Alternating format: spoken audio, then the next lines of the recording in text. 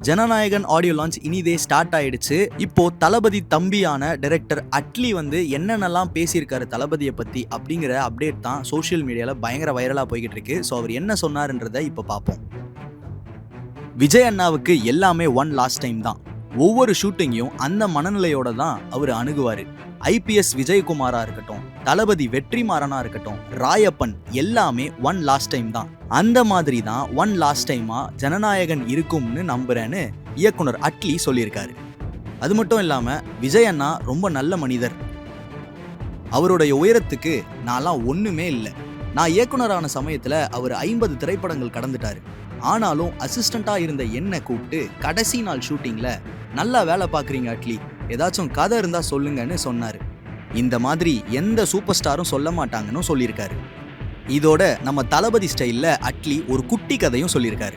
வாழ்க்கையில 3 விதமான மனிதர்கள் இருப்பாங்க. சிலர் ஒரு மரத்தோட இலை மாதிரி கூட இருப்பாங்க. ஒரு சீசன் இருப்பாங்க, அப்புறம் அது போனதுக்கு அப்புறம் உதிர்ந்துடுவாங்க. சிலர் கிளை மாதிரி உறுதியா கூட இருப்பாங்க. ஆனாலும் கடினமான சூழ்நிலை உண்டாச்சுன்னா விட்டுட்டு போயிடுவாங்க. இன்னும் சிலர் உங்க பின்னாடி இருக்க கூட்டம் மாதிரி விஜய் அண்ணா, அவங்க எல்லாம் மரத்தோட வேர் மாதிரி எப்பவும் கூடவே இருப்பாங்க அப்படின்னு தளபதி விஜயை மட்டும் பெருமையா பேசாம அவரோட ஃபேன்ஸையும் பயங்கர பெருமையா பேசியிருக்காங்க. இன்னைக்கு நான் ஒரு இயக்குனரா இருக்கேன். என்னோட ஃபேம், என்னோட மணி, என்னோட டைம் இது எல்லாமே விஜய் அண்ணா எனக்காக கொடுத்தது. இந்த வாழ்க்கை விஜய் அண்ணா கொடுத்தது அப்படின்னு அட்லி அவர்கள் ரொம்ப உருக்கமாகவும் ரொம்ப மோட்டிவேஷனாகவுமே பேசியிருக்காரு. அப்படியே பேசின கையோட ஓடி போய் தளபதி விஜயை கட்டி பிடிச்சி ஒரு முத்தமும் கொடுத்தாரு அட்லி. சும்மாவா அட்லி, தளபதி விஜய்க்கு 3 முத்தான படங்களை கொடுத்துருக்காரு. அட்லி பண்ண மொத்த படமே 5, அதுல 3 படம் நம்ம தளபதியோட இணைஞ்சு பண்ணியிருக்காரு. தெரி, மெர்சல், பிகில் அப்படின்னு தமிழ் சினிமாவில் ரொம்பவே முக்கியமான படங்களையும் கொடுத்துருக்காரு அட்லி. எப்போடா திரும்பி அட்லியும் விஜய் சாரும் இணைவாங்கன்ற அந்த பேச்செல்லாம் இருந்துட்டு இருந்தாலும் இன்னைக்கு தளபதி அவர்களோட கடைசி படத்தோட ஆடியோ லான்ச்ல அட்லி இருக்கிறது ரொம்பவே ஒரு முக்கியமான மொமெண்டா இருந்துச்சு. ஜனநாயகன் நான் பண்ண வேண்டிய படம்மா. ஓகே. நான் ஆல்ரெடி கேரக்டர் சொல்லி எனக்கு சம்பளம் பேசி டேட்டும் கொடுத்தாச்சு. நைஸ்.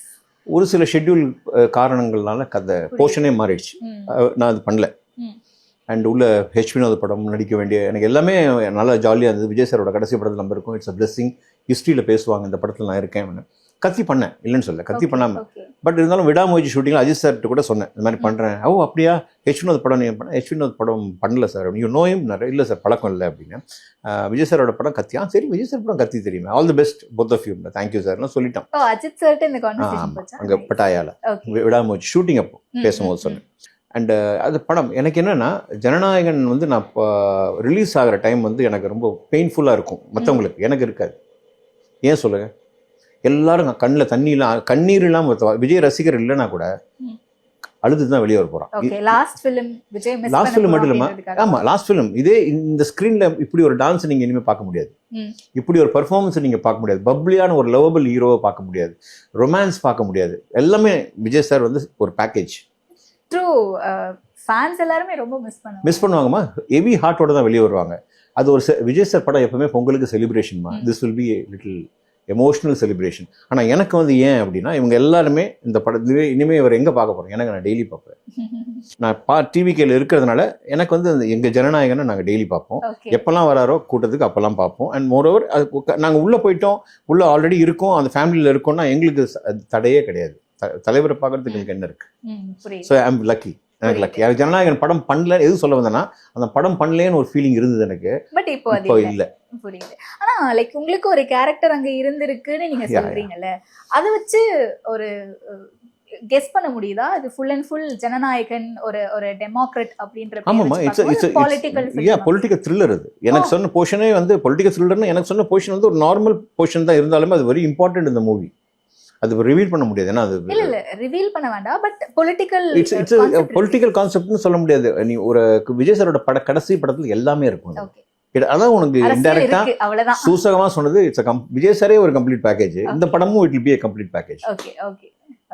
அதான் ஜனநாயக படம். அது செலிப்ரேஷன்ஸ்லாம் எப்படி இருக்கும்னு நினைக்கிறீங்க சார்? ஏன்னா இங்க சொன்னீங்க படம் முடிச்சுட்டு வெளியே வரும்போது எல்லாரும் கண்டிப்பா அழுதுட்டே வருவாங்க.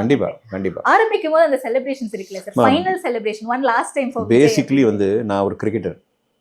சச்சின் டெண்டுல்கர் எனக்கு 1 year ஜூனியர். கிரிக்கெட் தான் என்னோட ஃபர்ஸ்ட் லவ். அப்போ சச்சின் வந்து ரிட்டையர் ஆகும்போது எப்படி இருந்துச்சு மக இந்தியா, ஓல் இந்தியா அழுதுச்சு. கிரவுண்ட் அவுட் அவர் போகும்போது எவ்வளோ எமோஷன் இருந்தாங்கன்னா ஹார்ட்லாம் அவ்வளோ ஹெவி ஆயிடுச்சு. அதுவும் அந்த வேர்ல்ட் கப்பை கையில வச்சுட்டு அதை விட 10 மடங்கு இருக்கும் ஜனநாயகன், 10 மடங்கு இருக்கும். ஓகே. தேட்டர்ஸில் மட்டும் இல்லை, நிறைய பேர் விஜய் சார் ஃபேன்ஸ் பாருங்க, வீட்லேயும் சரி வெளியும் சரி, தே வில் பி சேட்.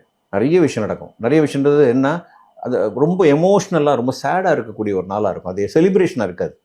தேட்டரில் போய் பார்த்து செலிப்ரேட் பண்ணுவாங்க, படம் முடிஞ்சதுக்கு அப்புறம் இருக்கு. அதுக்கப்புறம் தான் வந்து அந்த எமோஷன் வெளியே வரும். That will be a sad moment. நீங்க ரீவாட்ச் பண்ணுவீங்களா?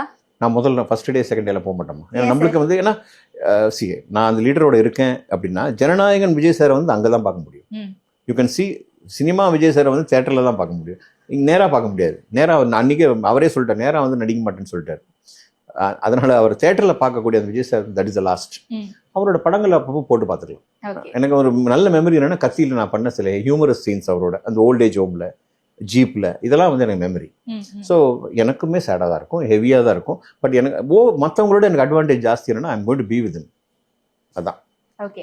விஜயோடைய கடைசி திரைப்படம்ங்கிறதுனால நிறைய அவரோட இதுக்கு முன்னாடி ஒர்க் பண்ண டெக்னீஷியன்ஸ் எல்லாம் ஜனநாயகன் காட்ட போறாங்க. அண்ட் மோரோவர் ஆப்வியஸ்லி கலெக்ஷன்ஸ் பத்தி கண்டிப்பா பேசி ஆகணும் விஜயோடைய திரைப்படம் அப்படின்னாலே, அப்படிங்கறதெல்லாம் இப்ப வந்துட்டு இருக்குல்ல, இருக்குமா இந்த படம் ரெண்டுமே ஃபுல்ஃபில் ஆயிடுமா? டெஃபினட்டா ஃபுல்ஃபில்க்கு மேல ஆகும். ஓகே. அது கூட எந்த படம் வந்தாலுமே இந்த படம் வந்து ஃபார் எக்ஸாம்பிள் சொல்லக்கூடாது சொல்றேன், சுமாரா இருக்கு, ஆவரேஜா இருக்கு அப்படின்னா கூட சூப்பர் டூப்பர் ஹிட் ஆகும், பிளாக் பஸ்டர் ஆகும். ஃபர்ஸ்ட் ஜனநாயகன் பார்த்து தான் மற்ற படங்களுக்கு போவாங்க. ஓகே.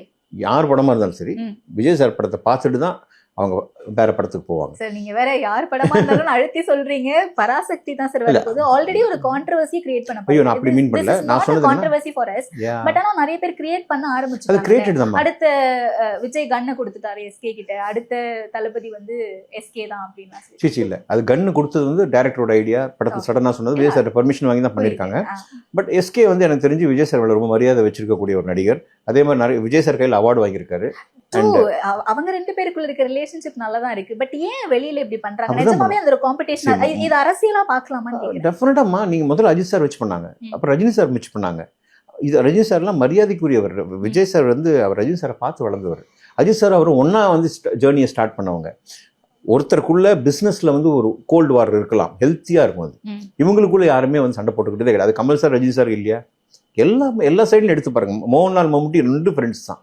பிஸ்னஸ் அப்படின்னு பாக்ஸ் ஆஃபீஸ்னு வரும், அதுக்கு இவங்க ஆக்டர்ஸ்க்கும் சம்மந்தம் இல்லை, அவங்க ஜாலியாக தான் இருப்பாங்க. ரசிகரும் அப்படிதான், இவங்க ஜாலியாக இருக்கிறது ரசிகருக்கு தெரியாது. பட் நான் என்ன சொல்றேன்னா, இது வந்து வாண்டடா கிரியேட் பண்ண ஒரு விஷயம். SK I know him very well, காக்கி சட்டை பண்ணிருக்கேன்.